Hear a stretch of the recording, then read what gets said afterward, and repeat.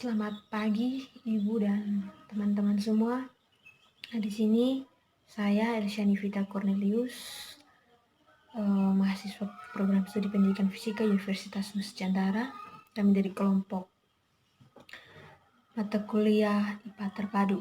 Di sini saya akan menjelaskan materi tentang getaran dan gelombang.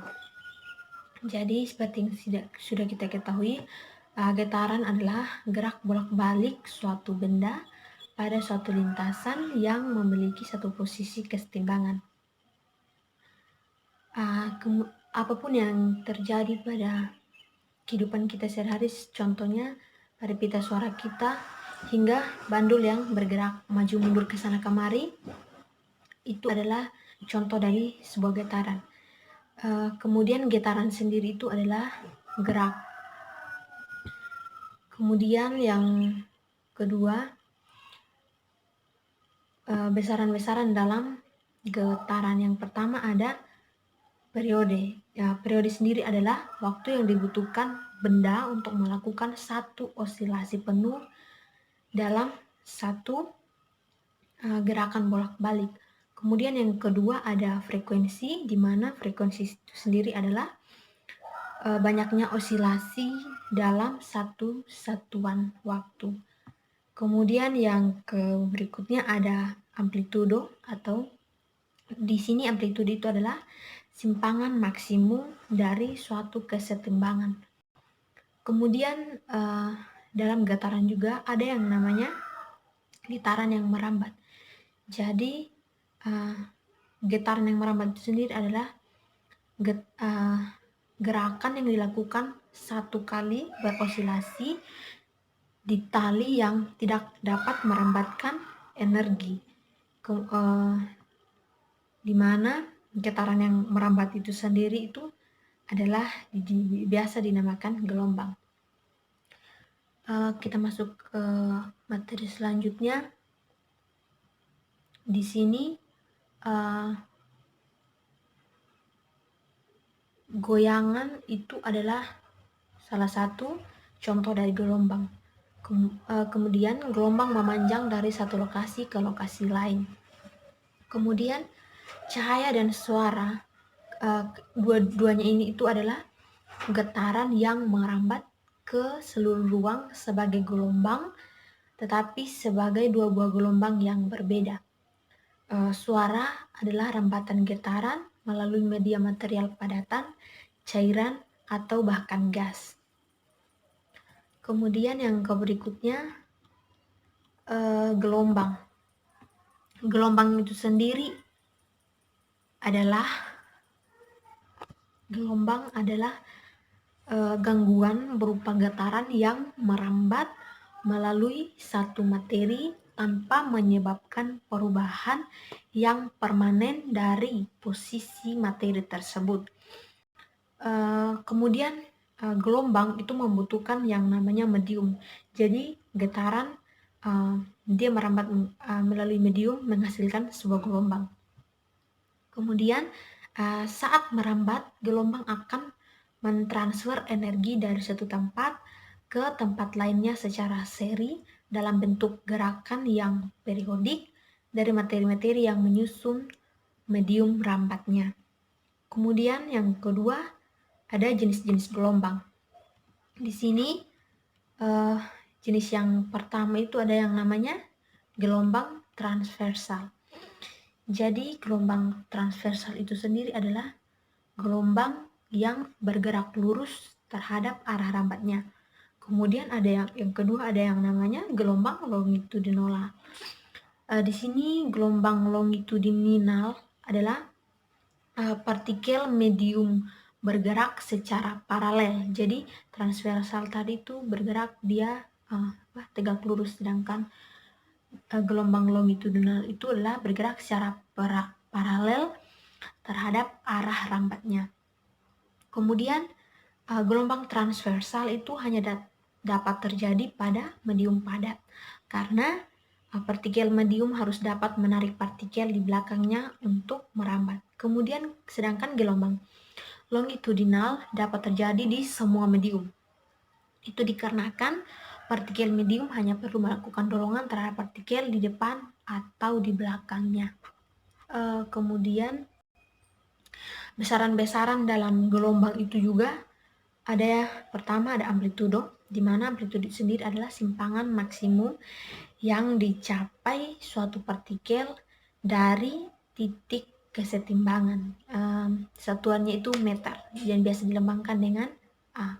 Kemudian yang kedua ada panjang gelombang atau lambda, di mana panjang gelombang ini sendiri adalah jarak antara posisi kemunculan satu bagian gelombang ke bagian gelombang yang sama pada kemunculan berikutnya secara berurutan.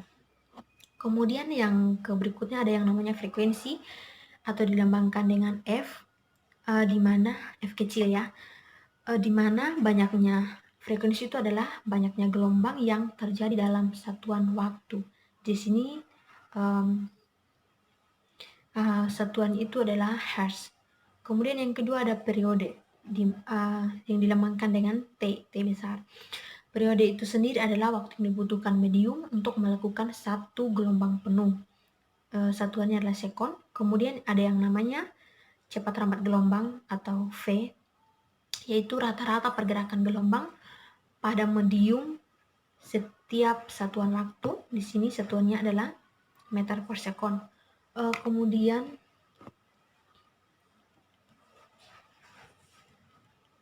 rumus dalam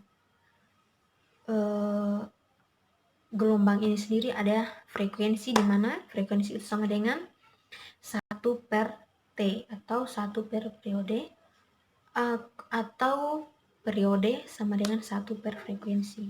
Itu hubungan mereka, jadi mereka berdua itu saling berhubungan. Kemudian kita masuk ke materi berikutnya, yaitu gerak gelombang. Jika kita menjatuhkan bola ke kolam yang tenang, ombak akan bergerak keluar dalam memperluas lingkaran. Energi yang dibawa oleh gelombang bergerak dari satu tempat ke tempat yang lain. Air itu sendiri tidak kemana-mana. Jadi air itu sebenarnya tidak kemana-mana, tetapi gelombang yang dihasilkan itu bisa menyebar ke dalam kolam tersebut. Jadi hal yang sama juga berlaku untuk gelombang angin di atas padang rumput yang tinggi, di mana itu cuacanya sangat panas. Kemudian yang berikutnya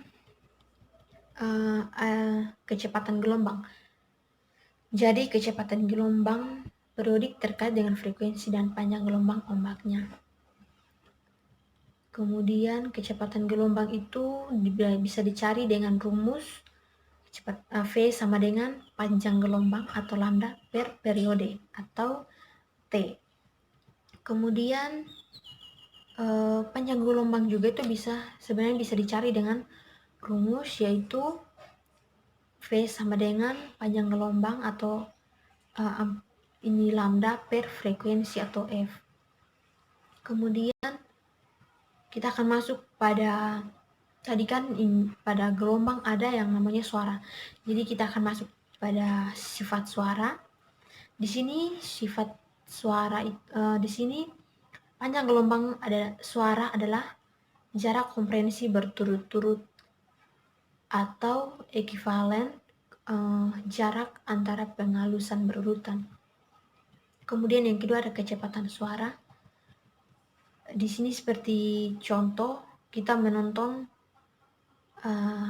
dari kejauhan sebuah pertandingan begitu. Kemudian ada yang berteriak-teriak, maka kecepatan suara itu sendiri kita akan dengar jika kita menontonnya atau menyaksikannya di udara kering pada suhu 0 derajat Celcius. Jadi kecepatan suara yang dihasilkan itu adalah sekitar 330 meter per detik. Kemudian yang berikutnya ada resonansi. Jadi resonansi itu sendiri adalah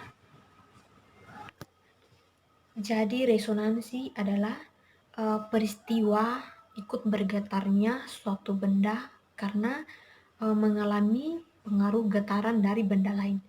Jadi resonansi ini terjadi karena adanya getaran yang merambat melalui benda atau suatu medium tertentu. Demikian materi yang saya bisa jelaskan, saya bisa bagikan. Terima kasih. Selamat pagi. Baik, nama saya Tersiana Welly. Saya akan menyampaikan materi tentang sifat cahaya. Pada siang hari, sumber utama cahaya adalah matahari. Sumber umum lainnya yaitu api, dan masih banyak lagi. Cahaya adalah gelombang elektromagnetik frekuensi yang termasuk dalam rentang tertentu. Cahaya berasal dari gerakan elektron yang dipercepat. Contohnya, jika Anda mengocok ujung tongkat bolak-balik di air yang tenang, maka Anda akan membuat gelombang di air. Dalam ruang hampa, semua gelombang elektromagnetik bergerak dengan kecepatan yang sama kecepatan cahaya.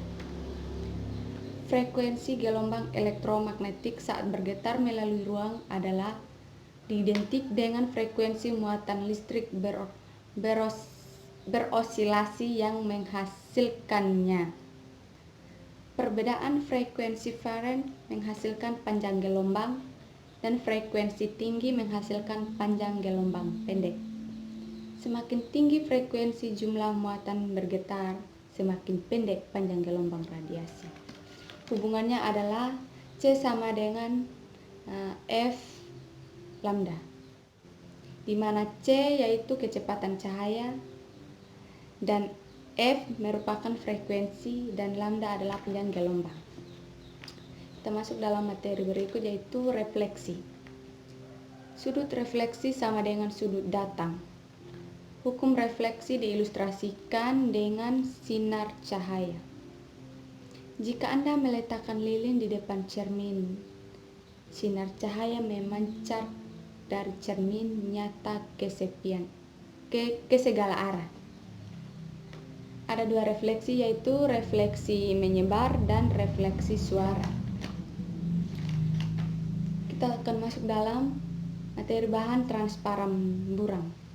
Cahaya adalah energi yang dibawa dalam gelombang elektromagnetik yang dipancarkan oleh elektron bergetar dalam atom. Ketika cahaya terjadi pada materi, beberapa elektron dalam materi dipaksa menjadi getaran pada penerima. Ini mirip dengan cara di mana suara ditransmisikan. Bahan-bahan seperti gelas dan air memungkinkan cahaya melintas lurus garis. Kami mengatakan mereka transparan terhadap cahaya. Untuk memahami bagaimana cahaya menembus sebuah bahan transparan, memvisualisasikan elektron dalam atom seolah-olah mereka terhubung oleh pegas. Baik, kita akan masuk dalam warna. Mawar berwarna merah dan violet berwarna biru. Warna membangkitkan minat seniman dan ilmuwan. Warna yang kita lihat tergantung pada frekuensi cahaya yang kita lihat. Secara konvensional, warna ini dikelompokkan ke dalam 7 warna, yaitu merah, orange, kuning, hijau, biru, nila, dan ungu. Warna-warna ini bersama-sama tampak putih. Putih cahaya dari matahari adalah gabungan dari semua frekuensi yang terlihat. Jadi kita akan masuk dalam biologi IPAT ilmu terpadu, yaitu mencampur lampu berwarna. Kita dapat melihat bahwa adanya putih dari matahari terdiri dari semua frekuensi yang terlihat hilang ketika Anda melewati sinar matahari melalui prisma. Cahaya putih tersebar ke suatu spektrum berwarna pelangi. Distribusi frekuensi matahari adalah tidak merata, dan cahayanya paling intens dengan spektrum kuning dan hijau. Ada 3 tipe sel reseptor berbentuk kerucut di mata kita merasakan warna. Setiap sel kerucut hanya distimulasi oleh frekuensi tertentu cahaya. Cahaya dari frekuensi yang terlihat lebih rendah merangsang kerucut yang sensitif terhadap frekuensi rendah quenches dan tampak merah. Cahaya frekuensi menengah merangsang midframe kerucut, frekuensi dan tampak hijau. Cahaya frekuensi yang lebih tinggi merangsang kerucut sensitif. Frekuensi yang lebih tinggi dan tampak biru ketika ketiga jenis kerucut dirangsang sama. Kita melihat sedikit putih.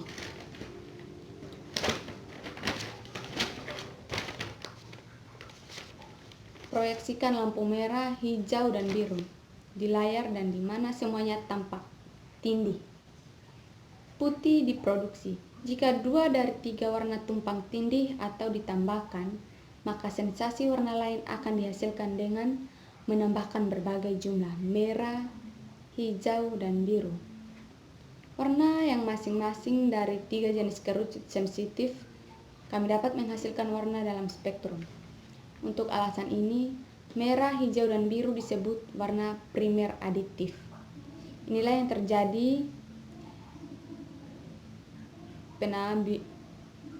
terjadi bila ada 2 warna primer yang digabungkan, yaitu merah tambah biru yaitu sama dengan magenta. Magenta artinya kebalikan dari hijau. Merah tambah hijau sama dengan kuning, itu kebalikan dari biru. Biru tambah hijau sama dengan cyan, atau kebalikan dari merah. 2 warna ditambahkan bersama untuk menghasilkan putih dikenal sebagai warna pelengkap. Magenta tambah hijau sama dengan putih atau sama dengan merah tambah biru tambah hijau. Cyan tambah biru sama dengan putih atau sama dengan biru tambah hijau tambah merah. Kuning tambah biru sama dengan putih atau sama dengan merah tambah hijau tambah biru. Inilah materi yang dapat saya sampaikan. Terima kasih. Perkenalkan, nama saya Tresia Jenitaluan. Di sini saya akan menjelaskan sedikit mengenai pengertian dari difraksi, interferensi, dan pembiasan. Difraksi merupakan pelenturan gelombang di hadapan celah yang sempit, atau juga merupakan peristiwa pembelokan cahaya ke dalam daerah bayangan setelah melalui suatu rintangan tersebut. Rintangan yang dimaksud di sini adalah sisi atau pinggir bukaan pada celah. Dalam hal ini, difraksi sangat berbeda dengan pembiasan, yang dimana pembiasan itu merupakan fenomena pembelokan cahaya antara medium yang berbeda. Sedangkan pengertian dari pembiasan itu sendiri merupakan peristiwa pembelokan arah rambat cahaya yang terjadi ketika cahaya tersebut melewati bidang batas antara 2 medium yang berbeda. Pembiasan ini dapat terjadi apabila sinar datang membentuk sudut tertentu cahaya yang tidak tegak lurus terhadap bidang atas, atau sudut yang datang tersebut lebih kecil dari 900 terhadap bidang batas. Yang berikutnya adalah pengertian dari interferensi. Interferensi itu merupakan interaksi antar gelombang di dalam suatu daerah. Interferensi ini dapat bersifat membangun ataupun juga dapat bersifat merusak. Bersifat membangun apabila jika kedua fase gelombang tersebut sama dengan 0, sehingga gelombang baru yang terbentuk adalah penjumlahan dari kedua gelombang tersebut. Sedangkan bersifat merusak adalah jika kedua fasenya sama dengan 180 derajat, sehingga kedua gelombang tersebut adalah saling menghilangkan.